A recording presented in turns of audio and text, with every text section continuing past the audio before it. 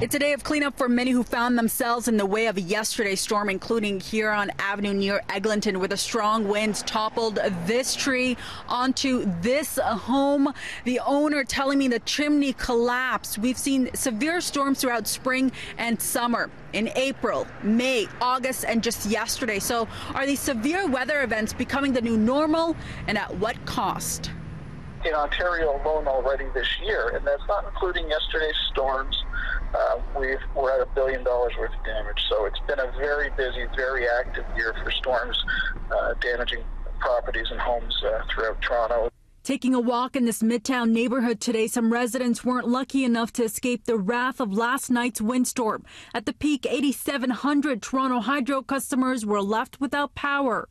The frequency with which we're seeing these events are happening with greater regularity. It's too early to tell how much damage yesterday's storm caused. That dollar value will be added to the $1 billion worth of damages reported by the Insurance Bureau of Canada, caused by this year's weather events, including a snowstorm in April resulting in $22 million in insured damages in the GTHA and Southern Ontario. Then there was this.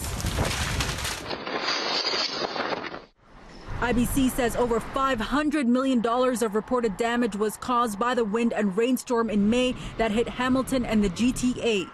The rainfall in August led to extensive flooding in parts of the city. This one storm alone resulted in $80 million in damages. The Insurance Bureau says it's been a busy and active year for severe weather events, which they've been seeing more and more of in the last few years, with flooding causing the most damage. We're seeing water surpassing fire as the most common form of damage on claims. And so that should be concerning because it's a result of primarily the changing climate that we're seeing. When you see really, really dark clouds, you know it's kind of bad. This U of T professor says the impacts of some of the weather events we've been seeing can be attributed to a change of climate and a change in environment. If we were sitting this place 30 or 40 years ago, there probably wouldn't be as many buildings. There'd be much more green area. And so when you do get a storm coming, of course, what happens now with lots of cement and buildings around, that water just runs off right away, overflows into the storm sewers and then into people's basements. Do you think as, compared to maybe a few years ago, we are seeing more storms? I don't think we have really the data to say that there's more intense storms, but my perception is that we're getting more of them. I think we're going to continue to see more changes. I mean, we're not into a norm yet.